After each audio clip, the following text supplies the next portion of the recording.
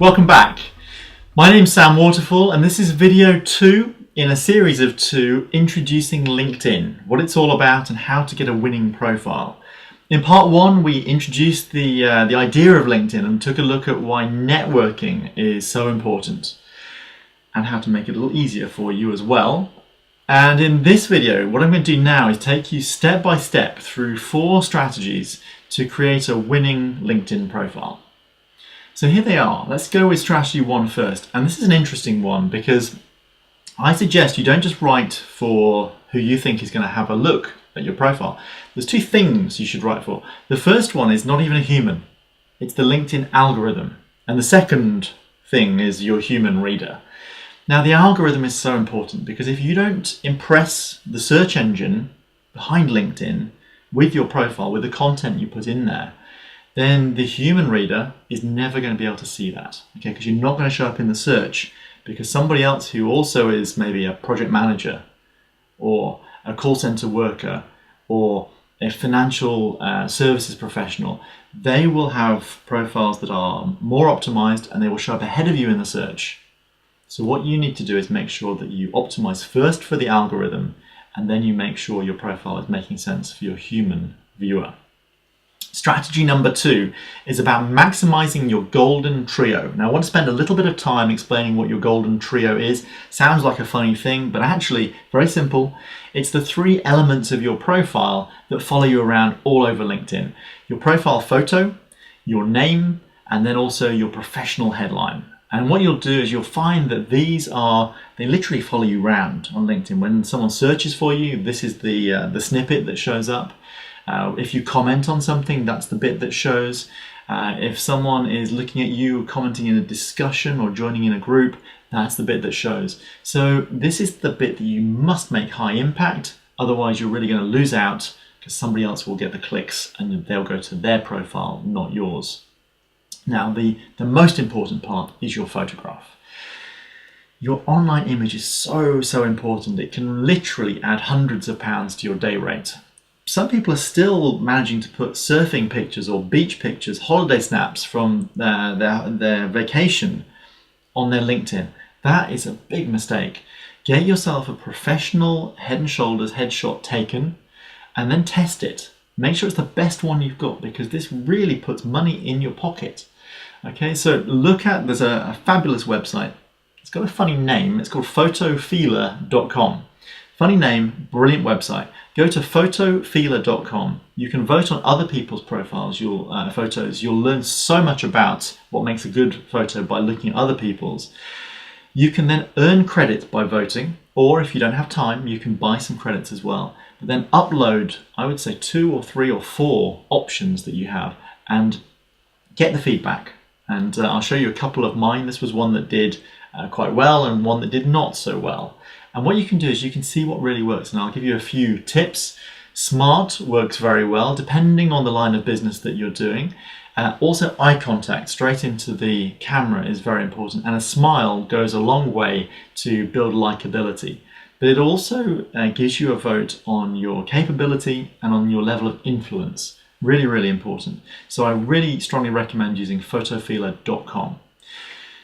You'll still see people making photo mistakes, and these are some bad ones. So the me age 2 photo, not good for LinkedIn, not very professional. The me doing crazy extreme sports, unless you're a professional extreme sports person, not such a good idea. Me drinking, being a lush, don't do that. That's not professional. That's not the image that you need on LinkedIn. And also, if you've ever done any online dating, you know that nobody wants to click on the anonymous silhouette. So that's not a good profile either. Really, if you're trying to be transparent, you've got nothing to hide, your photo is so important, so get that right. One last tip on photos, don't just upload photo, you know how it says IMG or .jpeg or something like that, or just call it photo.jpg. Don't do that.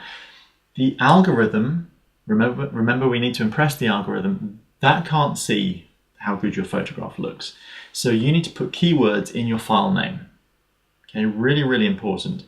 So make sure that you save it as your name plus a job title or a role or an area of specialty. So something like John Smith, Financial Services Specialist, something like that. So you have keywords in there that the algorithm can pick up on. Your name, okay, this is where LinkedIn terms and conditions apply, just your name. Don't put your qualifications, your MBA afterwards, or some message about what you do. So it shouldn't be John Smith, MBA, HR guru. It's just John Smith. That's the name bit, that's really important. Use your professional headline, the third part of the trio, to explain what you're all about. Now, the default, which is what most people use, LinkedIn just gives you your latest role plus your latest employer. And that's not enough, okay? You can do much better than that. There's 120 characters of free form opportunity. So I strongly recommend that you really go for it. Use this as a hook to build interest, because when someone sees that golden trio, you want them to click through and see your profile. Or when they do, you want them to be impressed as well. So build your credibility, be careful to avoid jargon, but keep that professional headline working really hard for you. Strategy number 3 is to write an effective summary. Now the summary box is an option. It comes in below that top part of your profile. There's 2,000 characters here, 2,000 characters of blank space. Now don't be alarmed at that. Let me give you a formula that really works. And there's a hint as well, don't just upload your CV. It's not what works best here, because remember, this is social. So talk in a way that works for social. Here's my winning strategy. This is what really works. Several paragraphs. So paragraph 1, keep it short and explain what's the challenge of what you do. What makes it difficult? What's that challenge? Paragraph 2, say, I solve that. Okay, so what starts with the difficulty and then you say, I solve that. It positions you as a solution provider. Paragraph 3 then is very short, or using bullet points, and say the benefits you bring. I do this, I do this, I do this. What are the things? And look in contracts that you've worked in recently. What are the contract descriptors? What are the skills they want? Then paragraph 4, keep it short, but give the evidence, the facts and the examples of what you've done. Paragraph 5 is bullet points again, your top areas of expertise. Just list those down. And paragraph 6 is a call to action. Invite people to contact you, to get in touch, or to connect with you on LinkedIn. Strategy number 4, our final one, is all about using endorsements and recommendations effectively. Now, many people, they play down endorsements, but I think there's an amazing opportunity. This is a bit lower down your profile, and it's where you can enter all of your skills and your connections can endorse you for those. Now, some people say, well, I got endorsed by somebody who I don't know for a skill I don't really have, so they devalue that. I say don't think of it just as a tally on your skills. Use this to visit other people's profiles and to reconnect with them. Go to your colleagues, go to your weak ties that we talked about in video 1 and endorse them. Watch what happens. If you endorse about 10 people, roughly 3 or 4 will come back and endorse you, and you'll build this series of endorsements. Now, endorsements won't get you a new contract, they won't land you the next part of your employment, but they will create a brilliant first impression. And if they're looking at you versus another contractor, what's important here is that you make that great first impression. If you have 80 people who've said that you're great at financial services or that you're great at customer service, whatever that might be, it's far more impressive than another contractor who may only have 3. Okay, so 3 versus 80, build this. And the way to get it is give to get. So endorse lots of other people and you'll find that they start endorsing you. Make it easy for them. It's also a brilliant way for you to reach out to your network. If you haven't spoken to someone in a year or 2 years or 5 years, reach out, endorse them, start to watch what happens. And with recommendations as well, even better. If you want to warm up an old relationship, here's a tip. Write them an unsolicited recommendation on LinkedIn. Just watch what happens. It doesn't need to be long. Just think back to a project you worked on. Write someone a recommendation, sincere, heartfelt, meaningful, put some keywords in there as well, and watch what happens. You'll be amazed. I've had some really interesting successes with this. A few common LinkedIn mistakes you should avoid. Poor etiquette is a big problem. Don't try to receive before contributing to people. So don't go out there expecting your network to give to you.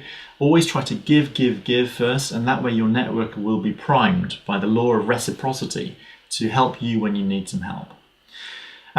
Don't confuse LinkedIn with Facebook. Okay, don't use LinkedIn for just normal social posts. Keep it professional. Stick to your business topics, and ideally really focus as well on your area that you want to be a bit famous for. Keep your message consistent.